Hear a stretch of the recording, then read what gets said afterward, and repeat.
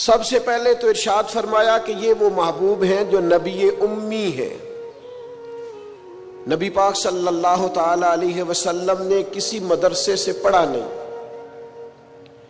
حضور علیہ السلام نے کسی دنیاوی استاد کے سامنے بیٹھ کر تعلیم حاصل نہیں کی۔ محبوب کو جو پڑھایا اور سکھایا ہے رب تعالیٰ نے ہی سکھایا ہے۔ حضور نے دنیا میں کسی سے نہیں پڑھا، حضور کا کوئی استاذ نہیں، لیکن علم و حکمت کے، فہم و فراست کے، تدبر اور دانائی کے وہ عظیم موتی میرے رسول پاک نے بیان فرمائے ہیں جو کسی اور کے حصے میں کبھی نہیں آئے، نہ آ سکتے۔ نبی پاک امی ہے، کسی دنیاوی استاد سے سرکار نے نہیں پڑھا، اور یہ بھی حضور کی نبوت پر اعلیٰ دلیل ہے کہ پڑھا کسی سے بھی نہیں، لیکن جب حضور بولتے تو حکمت کے موتی پوری دنیا کے اندر پھیل جایا کرتے اور خوشبو سمٹ جایا کرتی۔ عرب کے لوگوں کو اپنی دانائی پر بڑا فخر اور ناز تھا، وہ سمجھتے تھے کہ ہم سے دانا کوئی نہیں، لیکن جب حضور بات کرتے نا، تیرے آگے ہیں یوں دبے لچے فصحا عرب کے بڑے بڑے، کوئی جان منہ میں زبان نہیں بلکہ جسم میں جان نہیں۔ عرب کے اندر اختلاف ہو گیا تھا، جب یہ خانہ کعبہ کی تعمیر کر رہے تھے تو اختلاف ہو گیا۔ ابھی نبی پاک علیہ السلام نے اعلان نبوت نہیں فرمایا تھا، پہلے تو بڑے ذوق شوق سے مل کے بیت اللہ شریف کی نئے سرے سے انہوں نے تعمیر کی، لیکن چونکہ رقابت رکھتے تھے، آپس میں دشمنیاں رکھتے تھے، جب حجر اسود کو اپنی جگہ پہ لگانے لگے تو اختلاف ہو گیا۔ ایک قبیلہ کہنے لگا میں کروں گا، دوسرا کہنے لگا میں کروں گا۔ یہ خاندانوں میں بھی اختلاف ہو جاتا ہے، جماعتوں میں بھی اختلاف ہو جاتا ہے، لیکن جو لیڈر اور قائد ہوتا ہے اس کا کمال یہ ہوتا ہے کہ وہ اپنے کارکنوں کو جوڑ کے رکھے۔ اقبال کہتے ہیں کوئی کارواں سے ٹوٹا کوئی بدگماں حرم سے، کیونکہ میرے کارواں میں نہیں خوب دل نوازی۔ اس کا کام ہوتا ہے جوڑ کے رکھنا۔ اب ان کفار کے درمیان، قریش مکہ کے درمیان اختلاف ہو گیا، ایک قبیلہ کہتا ہے حجر اسود میں لگاؤں گا، دوسرا کہتا ہے میں لگاؤں گا۔ ایک سیاںا بندہ بولا، کہنے لگا لڑو نہ، کل جو سب سے پہلے حرم شریف میں بیت اللہ میں داخل ہو اس سے فیصلہ کرا لو، وہ جس قبیلے کے بارے میں کہہ دیں گے وہی حجر اسود کو نصب کر دے گا۔ اللہ کی شان یہ کہ صبح سب سے پہلے حرم میں رسول رحمت داخل ہوئے صلی اللہ تعالی علیہ وسلم۔ اب تو یہ سارے خوش ہو گئے کہ یہ تو صادق اور امین ہے۔ آپ زیادہ توجہ کیجئے گا، انہوں نے طے کیا ہوا تھا کہ جو بھی جس کے حق میں بھی آنے والا فیصلہ کرے گا قبول کریں گے۔ تو اگر نبی پاک علیہ السلام کسی ایک قبیلے کا نام لے دیتے تو انہوں نے تو طے کیا تھا کہ جس کا بھی نام لیں گے ہمیں قبول ہوگا، لیکن میرے محبوب امی ہیں، پر رب نے وہ فہم و فراست دیا ہے، وہ کمال دیا ہے، وہ اللہ تعالیٰ نے محبوب کو شان و عظمت عطا فرمائی، وہ بلندی عطا فرمائی ہے نبی پاک کو کہ سرور کائنات علیہ الصلوۃ والسلام کے سامنے دم خود ہو جاتی ساری کائنات۔ حضور نے فرمایا کیا جھگڑا ہے؟ کہا جھگڑا یہ ہے کہ ایک قبیلہ کہتا ہے حجر اسود میں رکھوں گا، دوسرا کہتا ہے میں رکھوں گا، اور کچھ نے تو پیالے میں خون ڈال کے قسم بھی کھا لی ہے کہ مریں گے یا مر جائیں گے، لیکن حجر اسود کسی اور کو نہیں رکھنے دیں گے۔ حضور نے فرمایا یہ لڑائی ہے تمہاری؟ کہا ہاں۔ تو محبوب نے نا اپنی چادر مبارک کو بچھایا، حجر اسود کو اٹھا کے چادر میں رکھا، فرمایا لڑو نا، سارے قبیلے ہی چادر کا ایک ایک کونا پکڑ لو۔ 12 کے 12 قبیلوں نے چادر کا ایک ایک کونا پکڑا، وہ اٹھا کے لائے جہاں رکھنا تھا۔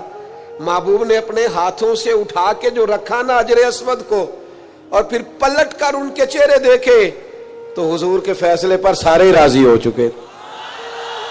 یہ دانائی، یہ تدبر، حضور امی۔ اور ایک اور بات بھی، ہم اپنی نسلوں کو مطمئن نہیں کرتے، ڈانٹ کے چپ کراتے ہیں۔ اگر ذہنی سطح پر کوئی سوال ابھرتا ہے، گھر میں کوئی اختلاف ہوتا ہے، تو ہمیں دلیل کی طاقت کے ساتھ سامنے والے کو مطمئن کرنا چاہیے۔ ہم کتاب و سنت کے ماننے والے ہیں، ہمارے پاس روشن دلائل ہیں، ہمیں ذہنی سطح پر ابھرنے والے سوالات کے جواب دینے چاہیے، اپنے بچوں کو، اپنے بھائیوں کو، اپنے قبیلے کو، اپنے دوستوں کو مطمئن کرنا چاہیے۔ ہم کیا کرتے ہیں؟ ہم بعضوں کا ڈانٹ دیتے ہیں، بعضوں کا اس طرح کا رویہ کرتے ہیں کہ لاپرواہی کرتے ہیں، ہمیں پتہ ہوتا ہے سوالوں کے جوابات کا، لیکن ہم توجہ نہیں دیتے۔ فتح مکہ ہوا اور کچھ عرصے کے بعد ایک بڑا معرکہ پیش آیا، تو اس بڑے معرکے میں مال غنیمت آیا۔ اب اصول یہ تھا کہ جو لوگ نئے نئے مسلمان ہوتے تھے ان کی تالیف قلب کے لیے انہیں زیادہ مال دیا جاتا تھا، کیونکہ ان کے ساتھ لوگ تعلق توڑ دیتے تھے، تو نئے مسلمانوں کو مؤلفۃ القلوب، یہ قرآن مجید کی اصطلاح ہے، ان کو زیادہ دیا جاتا تھا۔ تو مکے میں جو لوگ تازے مسلمان ہوئے تھے حضور نے ان کو زیادہ مال دیا۔ اب انصار مدینہ میں سے ایک دو نوجوانوں نے یہ کہہ دیا کہ حضور کے وہ اپنے رشتہ دار ہیں نا، معاذ اللہ، بس وہ جذباتی بات کسی کی زبان سے نکل گئی، قریبیوں پر توجہ، اور کہیں بھی محبت میں ان کا خیال تھا، شارحین کہتے ہیں کہ اگر حضور ادھر نوازنے لگے ہیں تو کہیں ایسا نہ ہو واپس مکے چلے جائیں، محبت میں کہا۔ تو اب اس پر اللہ کے محبوب علیہ الصلوۃ والسلام نے کیا کیا؟ فرمایا انصار مدینہ کو، یہ مسلم شریف میں موجود ایک ترکی خیمہ تھا، فرمایا انصار کو خیمے میں جمع کرو۔ خیمے میں جمع کیا تو حضور فرمانے لگے، یہ ذرا انداز دیکھیے میرے کریم، حضور فرمانے لگے مدینے والوں تم کہہ سکتے ہو کہ یا رسول اللہ آپ کے شہر والوں نے تو آپ کو بڑی تکلیف دی تھی، ہم آپ کو یہاں لائے تھے، تم کہہ سکتے ہو۔ ان کی آنکھوں سے فوراً آنسو چھلک پڑے، یا رسول اللہ ہم کون ہوتے، ہم پر تو آپ نے مہربانی کی، آپ تشریف لے آئے۔ وہ دو عالم کی رحمت تھے، جہاں چاہتے وہیں رہتے، یہ ان کی مہربانی ہے کہ یہ عالم پسند آیا۔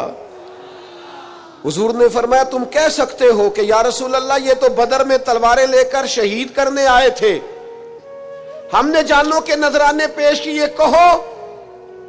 وہ رو پڑے کہ یا رسول اللہ نہیں، یہ تو ہم پہ اللہ رسول کا احسان ہے کہ ہم میں سے کوئی شہید ہو گئے، کوئی غازی ہو گئے۔ نبی کریم علیہ السلام نے فرمایا تم کہو کہ یہ احد میں آپ پر پتھر برساتے تھے، ہم نے سینے آگے کر کے ڈھال بنائی تھی، کہو۔ ہر ایک آنکھ آنسو برسانے لگی، آنسوؤں کے وضو ہونے لگے۔ جب پوری طرح دل نرم ہو گئے تو محبوب نے ایک جملہ ایسا کہا کہ سوال ہی سرے سے ختم ہو گیا۔ فرمایا مدینے کے میرے بھولے انصار، کیا تم یہ پسند نہیں کرتے کہ مکے والے اپنے گھر جائیں تو بھیڑ بکریاں اونٹ لے کے جائیں، اور تم جب مدینے جاؤ تو اللہ کا رسول اپنے ساتھ لے کے جاؤ؟ کیا تم یہ پسند نہیں کرتے کہ تم مجھے اپنے ساتھ؟ بس پھر تو دل نعرے لگانے لگے، روح وجد کرنے لگی، طبیعتیں کھلنے لگی۔ رسول اللہ صلی اللہ تعالی علیہ وسلم کے لفظوں پر وہ لوٹ پوٹ ہونے لگے۔ حضور امی ہیں پر محبوب بات کرتے ہیں نا تو سینہ ایسے کھل جاتا ہے کہ جیسے نور نالا نور ہو گیا۔ حضور بات کرتے ہیں تو منہ سے پھول جھڑتے ہیں، نبی کریم علیہ السلام گفتگو کرتے ہیں تو یوں لگتا ہے ساری باتیں میرے لیے ہی ہیں، ساری باتیں آپ کے لیے ہی ہیں۔ حضور امی ہیں، اور پھر اللہ تعالیٰ فرماتے ہیں کہ یہ محبوب وہ ہیں جن کی شان یہ ہے کہ الذی یجدونہ مکتوبا عندہم فی التوراۃ والانجیل، فرمایا ان کی شانیں تم لکھی ہوئی پاؤ گے تورات میں بھی اور انجیل میں بھی۔ حضرت عیسیٰ تو خود فرما گئے نا، میں تمہیں اپنے بعد ایک محبوب کی خوشخبری دے کے جا رہا ہوں جن کا نام احمد ہوگا۔ ابن یعقوب کو اللہ نے صورت بخشی، ید بیضا کی کلیم اللہ کو نعمت بخشی، ہر نبی کو کوئی عزت کوئی عظمت بخشی، اور میری سرکار کو بے پردہ زیارت بخشی۔ فرمایا میں تمہیں خوشخبری دے کے جا رہا ہوں، اپنے بعد بشارت دے کے جا رہا ہوں۔ ان کا نام احمد ہوگا۔ نبی پاک صلی اللہ تعالی علیہ وسلم کی شانیں تورات میں بھی لکھی، انجیل میں بھی۔ آپ دیکھیے صحیح بخاری میں یہ حدیث موجود ہے، حضرت عطا رضی اللہ تعالیٰ عنہ بیان کرتے ہیں کہ میری حضرت عمر ابن عاص رضی اللہ تعالیٰ عنہ سے ملاقات ہوئی۔ میں نے کہا مجھے نبی پاک کی وہ شانیں تو بتائیں جو تورات میں لکھی ہیں۔ حضرت عمر ابن عاص تورات کے جاننے والے تھے، فرمانے لگے اللہ کی قسم تورات میں حضور کی بعض وہ شانیں بھی لکھی ہیں جنہیں قرآن بیان کرتا ہے۔ جس طرح قرآن نے کہا یا ایھا النبی انا ارسلناک شاہدا ومبشرا ونذیرا، اے محبوب ہم نے آپ کو خوشخبری دینے والا، ڈر سنانے والا بنا کر بھیجا ہے اور گواہ بنا کے بھیجا ہے۔ فرمایا جس طرح یہ قرآن میں لکھا ہے اسی طرح حضور کی یہ شانیں تورات میں بھی لکھی ہوئی۔ پھر حضرت عمر ابن عاص رضی اللہ تعالیٰ عنہ ارشاد فرمانے لگے حضور علیہ السلام کا نام تورات میں رسول بھی لکھا ہے اور متوکل بھی لکھا ہے۔ پھر فرمایا تورات میں لکھا ہے کہ حضور نہ سخت مزاج ہوں گے نہ سخت دل ہوں گے، اور تورات کے اندر یہ بھی لکھا ہے کہ محبوب برائی کا بدلہ برائی سے نہیں دیں گے، بلکہ کوئی برائی کرے گا تو بدلہ اچھائی سے دیں گے۔ یہ بھی لکھا ہے بازاروں میں شور نہیں کریں گے، یہ بھی لکھا ہے کہ معاف کر دیا کریں گے، بخش دیا کریں گے، اور تورات میں یہ بھی لکھا ہے کہ جن کے کان غفلت کی وجہ سے بہرے گونگے اور جو لوگ اندھے ہو گئے ہیں اللہ محبوب کی برکت سے سب کو بینائی اور بصارت عطا فرمائے گا۔ ایک نا یہودی کا بچہ حضور کے پاس آیا کرتا تھا، مسند امام احمد بن حنبل میں موجود ہے، حضور کے پاس آتا تھا اور نبی کریم صلی اللہ تعالی علیہ وسلم کی بارگاہ میں وہ خدمت کرتا تھا۔ بیمار ہو گیا، حضور تیمارداری کرنے گئے تو وہ اپنے باپ کی گود میں لیٹا ہے، تو حضور اس کے باپ سے فرمانے لگے قسم اٹھا کے بتا میری شانیں تورات میں نہیں لکھی ہوئی؟ تو معاذ اللہ تورات اس کی گود میں پڑی تھی لیکن مکر گیا، کہنے لگا نہیں لکھی۔ اس کا بیٹا جو اس کی گود میں تھا، جوان بیٹا گود میں سر رکھے ہوا تھا، بیمار تھا، کہنے لگا میرا والد غلط کہتا ہے، اللہ کی قسم یا رسول اللہ آپ کی شانیں تورات میں بھی لکھی ہیں اور انجیل میں بھی لکھی ہیں۔ یہ بات اس نے کہی، کلمہ پڑھا، روح پرواز کر گئی۔ حضور اس کے والد سے فرمانے لگے تو ہٹ جا، اور صحابہ سے فرمانے لگے اپنے بھائی کو اٹھا لو، اس نے کلمہ پڑھ لیا، اب یہ ہمارا ہے، ہم اسے ساتھ لے کر کے جائیں۔ حضور کی عظمتیں، شانیں، بلندیاں، رفتیں تورات میں بھی موجود ہے، انجیل میں بھی۔ لاکھ عنوان بدل دیے لوگوں نے، تورات و زبور و انجیل میں تحریف کر دی، لیکن آج بھی جگہ جگہ جو موجود چھپی ہوئی کتابیں ہیں ان میں آج بھی جگہ جگہ حضور کی عظمتوں اور شانوں کا بیان موجود ہے۔ نبی پاک کے تذکرے ہر جگہ، ہر مقام پر، ہر کونے پر۔ خود نبی پاک علیہ السلام نے فرمایا میں تو جناب ابراہیم کی وہ دعا ہوں جو بیت اللہ کی تعمیر کے وقت انہوں نے مانگی تھی، میں تو جناب عیسیٰ کی بشارت ہوں، اور فرمایا میں اپنی ماں کا وہ گویا شانوں والا خواب ہوں جو انہوں نے میری ولادت کے وقت دیکھا تھا۔ حضور کی عظمتوں کا بیان۔ پھر اللہ تعالیٰ نے آگے ارشاد فرمایا یأمرہم بالمعروف وینہاہم عن المنکر، یہ محبوب تمہیں نیکی کا حکم دیں گے اور برائی سے منع کریں گے۔ ہر ایک نے نیکی کا حکم دیا، ہر پیغمبر، ہر رسول نے، ہر مصلح نے، ہر دائی نے، پر جس پیار کے ساتھ نبی پاک نے لوگوں کو نیکی کی طرف بلایا ہے نا، جس محبت سے، جس درد سے، جس ذوق سے حضور نے بلایا ہے، اور جس طرح دروازہ دروازہ جا کے حضور نے لوگوں کو کہا ہے آ جاؤ دین کی طرف آ جاؤ، جس توانائی کے ساتھ حضور چاہتے ہیں کہ لوگ دوزخ سے بچ جائیں، یہ صرف حضور ہی کا خاصہ ہے۔ یہ حدیث آپ نے یاد رکھنی ہے۔ حضور فرماتے ہیں میری اور تمہاری مثال اس آدمی کی طرح جس نے آگ جلائی تھی، آگ روشن ہو گئی تھی تو پتنگے اس میں گرتے تھے، تو وہ آگ جلانے والا بار بار پتنگوں کو روکتا تھا، نہ جاؤ جل جاؤ گے۔ فرمایا تم بھی بار بار ایسے کام کرتے ہو جو تمہیں دوزخ میں لے جائیں، اور میں تمہیں سینہ بند سے پکڑ پکڑ کے بچاتا ہوں، یہ کام نہ کرنا دوزخ میں لے جائے گا، یہ کام نہ کرنا دوزخ میں۔ نبی پاک نے ایک ایک مرحلے میں امت کی رہنمائی کی، ایک ایک کونے میں تربیت فرمائی، اور بڑی جانفشانی کے ساتھ، بڑی ہمت کے ساتھ، جدوجہد کے ساتھ لوگوں کو دین کا پیغام دیا، اور پھر بڑی دانائی سے۔ آج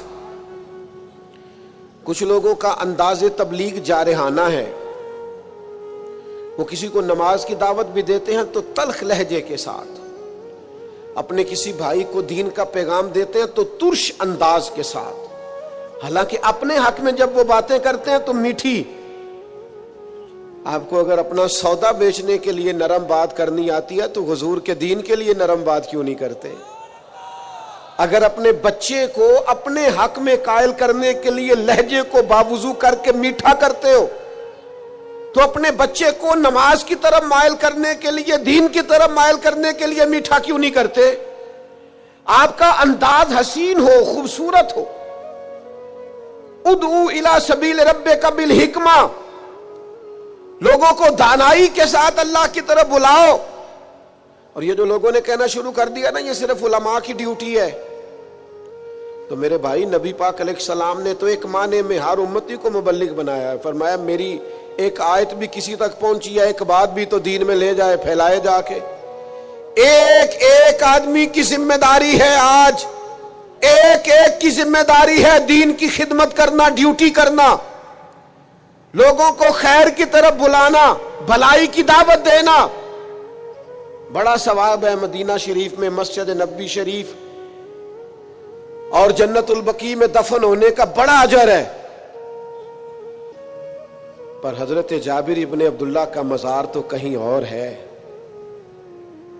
حضرت سعد بن ابی وقاص کا مزار تو کہیں اور ہے، حضرت ابو ایوب انصاری کا مزار تو کہیں اور ہے، حضرت انس بن مالک کی قبر تو کہیں اور ہے، مسجد نبوی میں اذان پڑھنے والے مؤذن جناب بلال حبشی کا مزار تو شام میں ہے۔ میرے دوستو وہ تو نکل گئے دنیا میں حضور کا پیغام لے کر، انہیں پتا تھا جنت البقیع میں دفن ہونے کا بڑا اجر ہے، انہیں یہ بھی پتا تھا کہ حضور کا اصل تو رضا اس میں ہے کہ دین کا پیغام دیا جائے، نکلا جائے۔ جب یہ درد لگ جاتا ہے نا زندگی میں تو پھر انسان گلی گلی گھومتا ہے دین کا پیغام لے کر، نگر نگر جاتا ہے۔ عدم سے لائی ہے ہستی میں آرزو رسول، کہاں کہاں لیے پھرتی ہے جستجو رسول۔ پھر انسان بیماریاں نہیں دیکھتا، تھکاوٹیں نہیں دیکھتا، گھر نہیں دیکھتا، پھر وہ اپنے اعلیٰ مقاصد کے لیے میدانوں میں رہتا ہے، جدوجہد کرتا ہے، کوشش کرتا ہے، ہمت کرتا ہے۔ آج امت مسلمہ کروڑوں میں ہے، کاروبار کو ٹائم دیتے ہیں، بچوں کو، دوستوں کو، صحت کو ٹائم دیتے، دین کو کیوں نہیں دیتے؟ پیغام دین اور بڑے خوبصورت انداز میں دیکھیے نا، ایک شخص نے بھی آ کے نبی پاک سے دین کی بات پوچھی ہے تو حضور نے ایک بندے کو بھی بتائی ہے، اور 100 نے آ کے پوچھی ہے تو حضور نے 100 کو بھی بتائی ہے۔ پیغام دین دانائی سے، تدبر سے۔ اور پھر آگے ارشاد فرمایا اللہ تعالیٰ نے، فرمایا جو پاک چیزیں ہیں وہ محبوب تم پر حلال کرتے ہیں، اور جو گندی چیزیں ہیں وہ محبوب تم پر حرام کرتے۔ یہ بھی یاد رکھنا، نبی پاک علیہ الصلوۃ والسلام نے فرمایا قیامت کے قریب ایک بندہ ٹیک لگا کے تکیے سے بیٹھ جائے گا اور کہے گا حلال وہی ہے جسے قرآن نے حلال کہا، اور حرام وہی ہے جسے قرآن نے حرام کہا۔ خود حضور فرماتے ہیں، فرمایا جسے اللہ کے رسول حلال کر دے وہ بھی حلال ہے، اور جسے حضور حرام کہیں وہ بھی حرام ہے۔ نبی کریم علیہ الصلوۃ والسلام کو اللہ نے شارع بنایا ہے، شارع۔ حضور اختیار رکھتے ہیں، جو چاہیں۔ ایک شخص نے آ کے کہا یا رسول اللہ 2 ہی نمازیں پڑھوں گا، اگر اجازت ہو تو کلمہ پڑھوں۔ دنیا کا کوئی مفتی، کوئی محدث، کوئی مجتہد کسی کو ایک سجدے کی بھی رخصت نہیں دے سکتا کہ چل تو ایک سجدہ کم کر لینا فرض نماز میں۔ ایک سجدے کی بھی چھٹی نہیں. اس نے کہا یا رسول اللہ میں 2 ہی پڑھوں گا, پڑھوں کلمہ؟ حضور نے فرمایا آ جا, تجھے 3 نمازوں کی چھٹی میں دیتا ہوں, تو آ جا. وسعتیں دی ہیں خدا نے دامن محبوب کو. فاضل بریلوی کہتے ہیں ایسے ہی نہیں, وسعتیں دی ہیں خدا نے دامن محبوب کو. قیامت میں ہمارے جرم کھلتے جائیں گے پر وہ چھپاتے جائیں گے. اللہ نے وسعت والا دامن بنایا.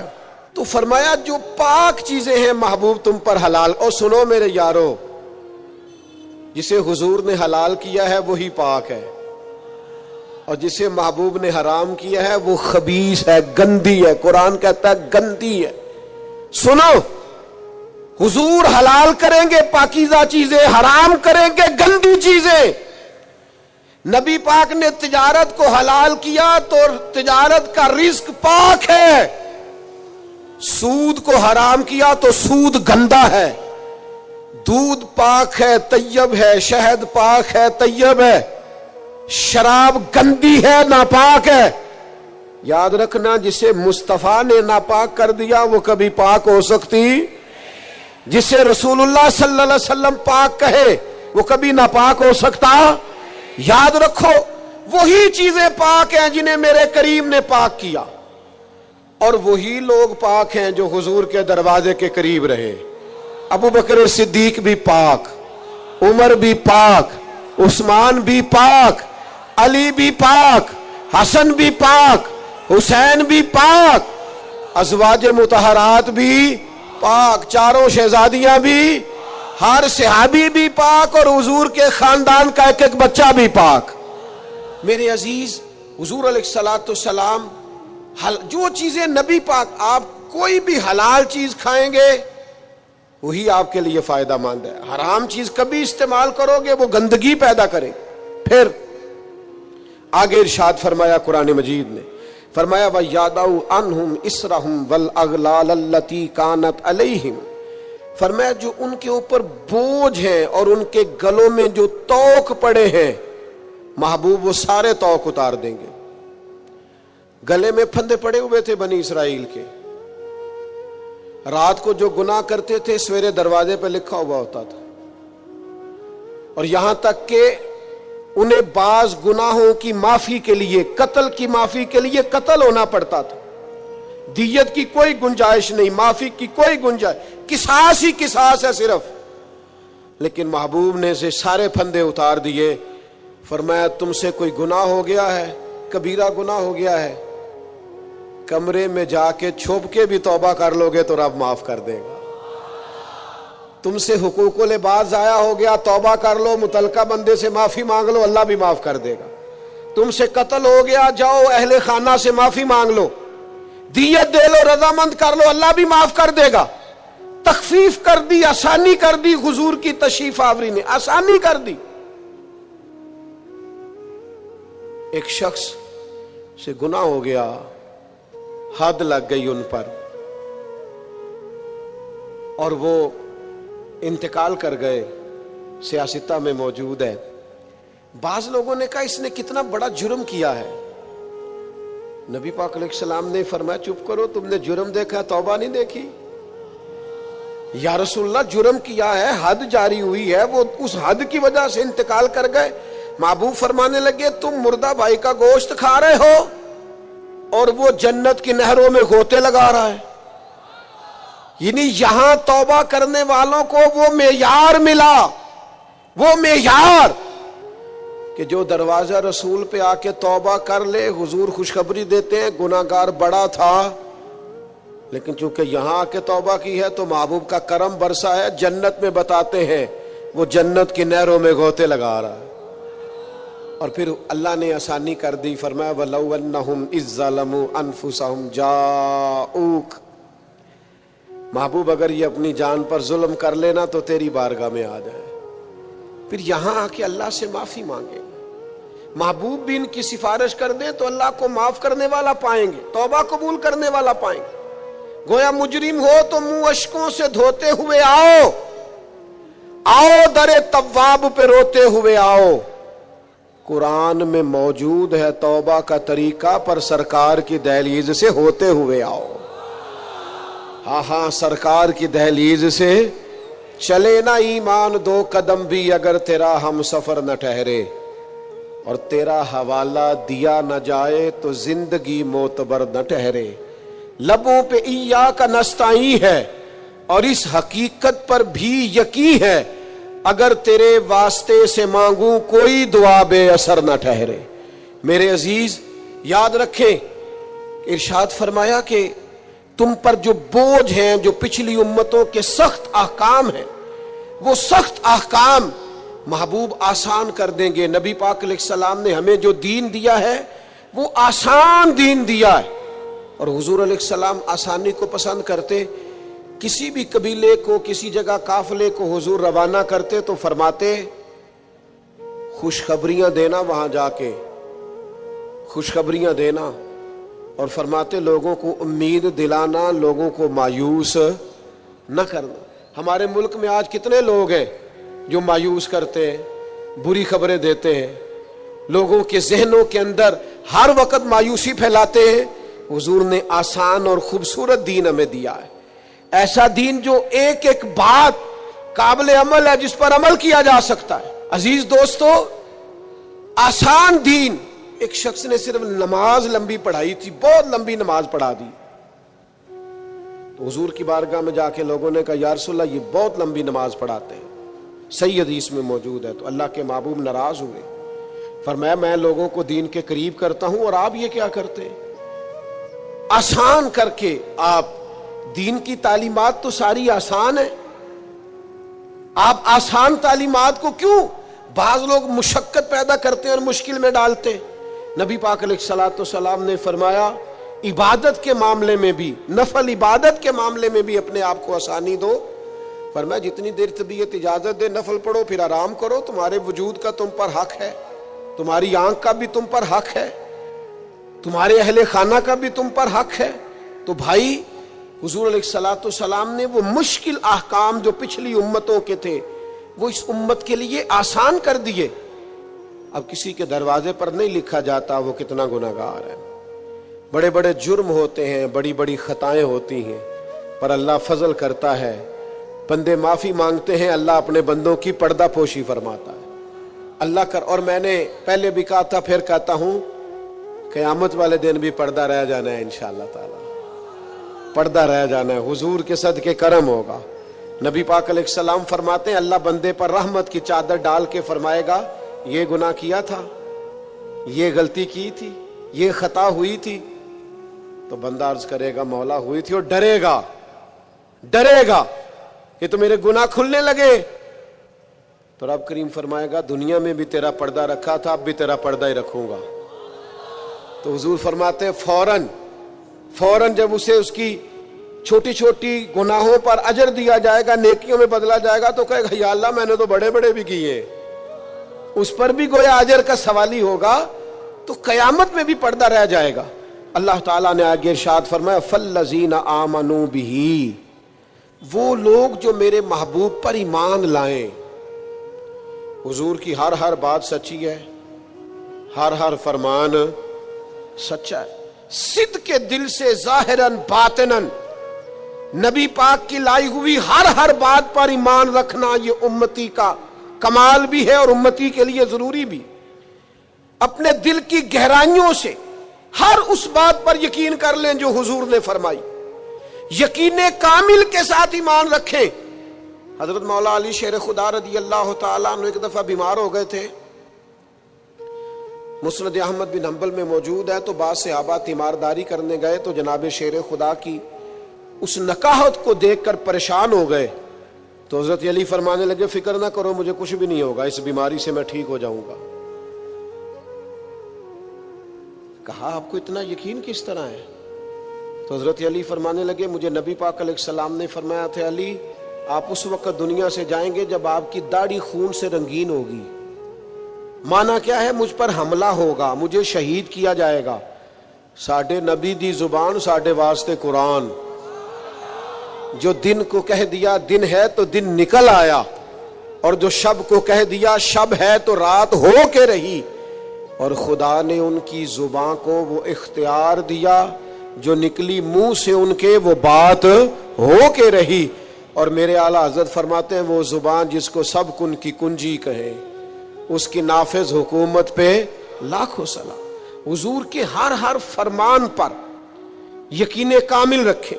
پھر ارشاد فرمایا وَعَذَّرُوهُ، اور محبوب کی تعظیم کریں. نبی پاک علیہ السلام کی تعظیم حضور کی حیات مبارکہ میں بھی اور حضور کی حیات وصال ظاہری کے بعد بھی ایک ہی طرح ضروری ہے. نبی پاک علیہ السلام کی تعظیم کی جائے. صحابہ کیسے تعظیم کرتے؟ حضرت سعید رضی اللہ تعالیٰ عنہ نماز پڑھ رہے تھے، ترمذی میں موجود ہے. حضور نے بلایا،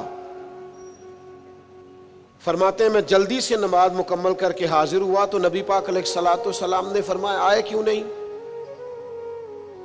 تو میں نے عرض کی یا رسول اللہ نماز پڑھ رہا تھا. تو فرمایا تم نے اللہ کا فرمان نہیں سنا کہ جب رب رسول بلائیں تو فوراً حاضر ہو جایا کرو؟ فوراً. علماء نے مسئلہ لکھا ہے کہ عین حالت نماز میں بھی اگر کسی کو نبی پاک بلائیں، عین حالت نماز میں بھی، میں نماز پڑھا کہ تین ول ویکھاں مینوں کعبہ بھول گیا آئی اے بھول گئیاں نہیں سب صوم صلاتاں تے اکو یار دا فکر پہ آئی. اسی لیے تو فاضل بریلوی نے کہا تھا آجیو آؤ شہنشاہ کا روضہ دیکھو. کعبہ تو دیکھ چکے ہو، اب یہ کعبے کا بھی کعبہ دیکھو اور غور سے سن تو رضا کعبے سے بھی آتی ہے صدا، میری آنکھوں سے میرے پیارے کا روضہ دیکھو. حضور بلائیں تو علماء نے مسئلہ لکھا ہے امتی نماز پڑھ رہا ہو تو نماز چھوڑ کے چلا جائے، اور حضور جو کہیں وہ سن کے واپس آئے، جہاں سے نماز چھوڑی تھی وہیں سے شروع کر لے، سجدہ صاف بھی نہ کرے نماز پوری کر لے. اس لیے کہ حضور بلائیں تو نماز ٹوٹا ہی نہیں کرتی، نبی پاک بلائے تو نماز ٹوٹتی. فرمایا تمہیں آنا چاہیے تھا جب میں نے بلایا تھا. کریم کے بلانے سے نماز ٹوٹتی. تو اب سنو نا، مجھے کہہ لینے دو نا کہ نماز پڑھا کہ میں تین ول ویکھا آ مینوں کعبہ بھول گیا آئی. بھول گئیاں نہیں سب صوم صلاتاں اکو یار دا فکر پہ آئی. نبی کریم صلی اللہ علیہ وسلم کی تعظیم، اور پھر جس طرح حضور کی ظاہری حیات میں تعظیم ہے، اسی طرح حضور کے ذکر کی تعظیم، نبی پاک کے نام کی تعظیم، حضور کے شہر کی تعظیم، رسول اللہ صلی اللہ علیہ وسلم کی مسجد کی تعظیم، حضور کے صحابہ کی تعظیم، اہل بیت کی تعظیم، حضور کے دین کے اولیاء علماء کی تعظیم، نبی پاک سے نسبت رکھنے والی ہر چیز کی تعظیم، ہر چیز کی تعظیم. دو لوگ مسجد نبوی میں آئے حضور کے وصال کے بعد اور اونچی آواز میں بات کرنی شروع کی تو جناب عمر نے بلایا، بخاری میں موجود ہے، بلا کے فرمایا کہاں کے رہنے والے ہو؟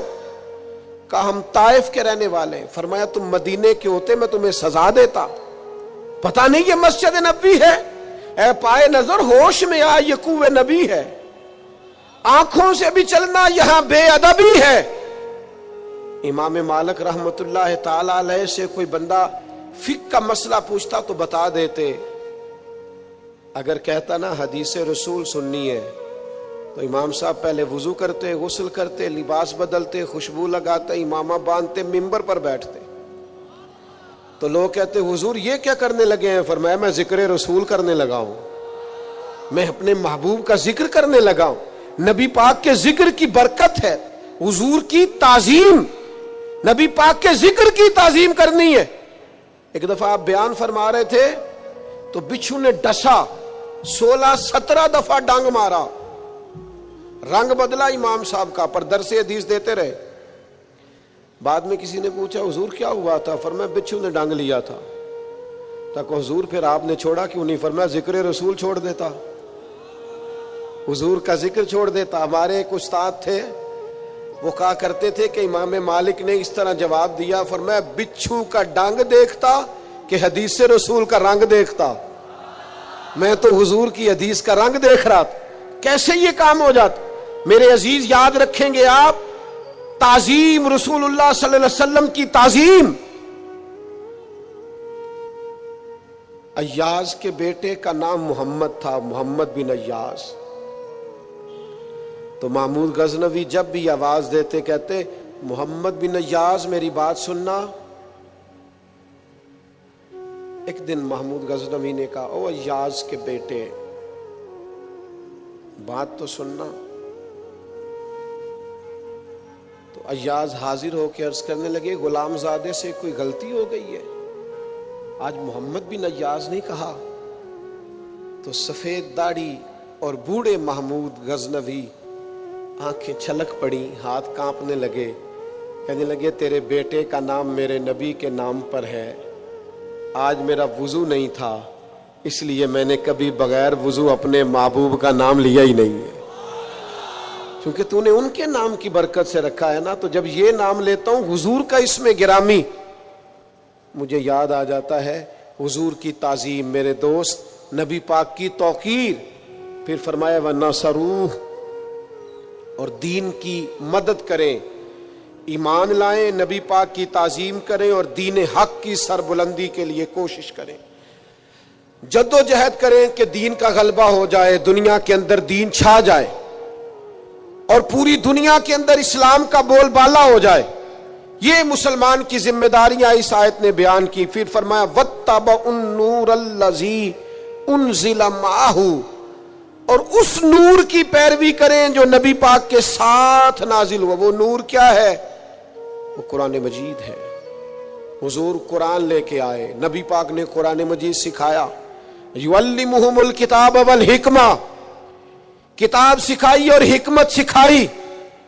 نبی پاک نے ہر جگہ امت کو قرآن کی بات بتائی، قرآن کا درس دیا۔ امت کو چاہیے قرآن کے ساتھ جڑ جائے، قرآن مجید کے ساتھ وابستہ ہو جائے۔ آپ کی خدمت میں عرض کروں گا ہر روز ایک رکوع ترجمہ اور تفسیر کے ساتھ قرآن مجید کو پڑھیں، قرآن مجید کے ساتھ اپنی دلچسپیاں پیدا کریں۔ ہمارے ایک بزرگ تھے، قرآن کی زیارت کر کے روتے تھے۔ مریدوں نے پوچھا قرآن دیکھ کے کیوں رو پڑتے ہیں؟ فرماتے اسے دیکھ کے سوچتا ہوں اسے میرے نبی نے بھی تو کئی دفعہ دیکھا ہے نا، حضور کی زبان پاک سے کئی دفعہ جملے ادا ہوئے۔ یہ قرآن کے صفحے مجھے محبوب کے جلووں کی یاد دلاتے ہیں، یہ حضور کے جلووں کی یاد دلاتے، یہ تازہ کرتے ہیں میرے دل میں حضور کے جلووں کو۔ قرآن مجید سے اپنی اولادوں کو وابستہ کریں، قرآن مجید سے جڑیں۔ فرمایا اگر تم ایمان لاؤ گے، تعظیم کرو گے، دین کی مدد کرو گے، قرآن کی پیروی کرو گے تو اولئک ھم المفلحون، یہ کام کرو گے تو کامیابیاں ملیں گی۔ دوستو اتنا بڑا ہزاروں کا مجمع ہے، اس مجمع میں بزرگ ہیں، بیٹے ہیں، بہنیں ہیں پردے میں، ایک وسیع آپ لوگ جماعت کے ساتھ یہاں موجود ہیں۔ میرا درد دل ضائع نہ کرنا خدا را، ہم نے نا صرف دین کو منانا نہیں ہے بھائی، دین کو اپنانا بھی ہے۔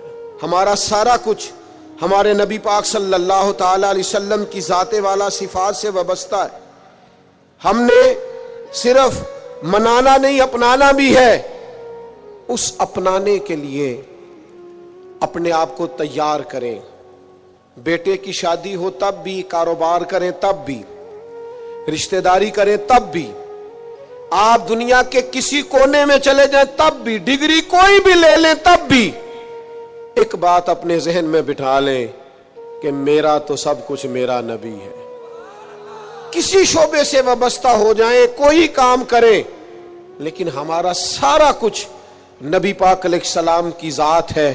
سیاہیاں مجھ میں داغ مجھ میں، چلیں اسی کے چراغ مجھ میں، اثاثۂ قلب و جاں وہی ہے، میرا تو سب کچھ میرا نبی ہے، میرے گناہوں پہ اس کا پردہ، وہ میرا امروز میرا فردہ، ضمیر پر حاشیے اسی کے، شعور بھی اس کا وضع کردہ، وہ میرا ایمان میرا تیقن، وہ میرا پیمانہ تمدن، وہ میرا معیار زندگی ہے. بول کے کہیے میرا تو سب کچھ، میرا تو سب کچھ، وہ میری منزل بھی ہم سفر بھی، وہ سامنے بھی پس نظر بھی، وہی مجھے دور سے پکارے، اسی کی پرچھائی روح پر بھی، وہ رنگ میرا وہ میری خوشبو، میں اس کی مٹھی کا ایک جگنو، وہ میرے اندر کی روشنی ہے. میرا تو سب کچھ میرا نبی ہے. ازل کے چہرے پہ نور اس کا، ظہور عالم ظہور اس کا، خود اس کی آواز گفتہ حق، خود اس کی تنہائی طور اس کا. بہت سے عالی مقام آئے پر خدا کے بعد اس کا نام آئے، وہ اولی ہے وہ آخری ہے. میرا تو سب کچھ میرا نبی ہے. نہ مجھ سے بارے عمل اٹھے گا، نہ عزو ہی کوئی ساتھ دے گا. اگر کہے گا تو روز محشر خدا سے میرا نبی کہے گا، سیاہیاں داغ صاف کر دے، اسے میرے مولا معاف کر دے. یہ میرا عاشق ہے وارثی ہے. میرا تو سب کچھ میرا نبی ہے. وما علینا الا البلاغ.